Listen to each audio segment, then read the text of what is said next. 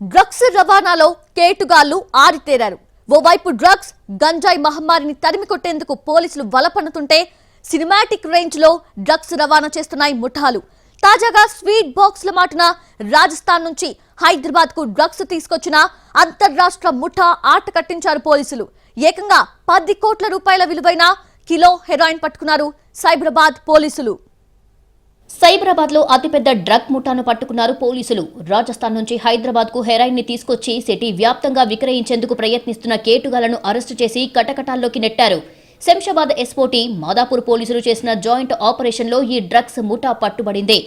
రాజస్థాన్ కు చెందిన నేమిచంద్ భాటి, నార్పట్ సింగ్, అజయ్ భాటి, హరీష్ సిర్వి అనే 4 డ్రగ్ పెడ్లర్లను పట్టుకున్నారు పోలీసులు.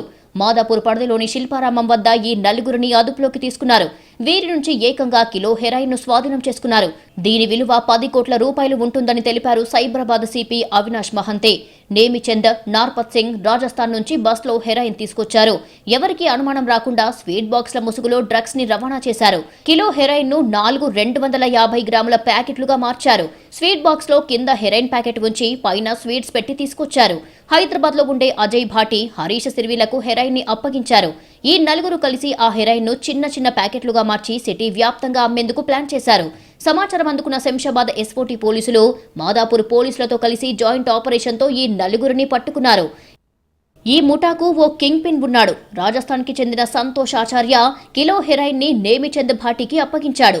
డ్రగ్స్ కేసులో సంతోష్ ఆచార్యను రాజస్థాన్ పోలీసులు అరెస్టు చేసి జోధ్పూర్ జైలుకు తరలించారు. జైలుకు వెళ్లే 2.5 నెలల ముందే హెరాయిన్ ని నేమిచంద్కు అప్పగించాడు సంతోష్ ఆచార్య.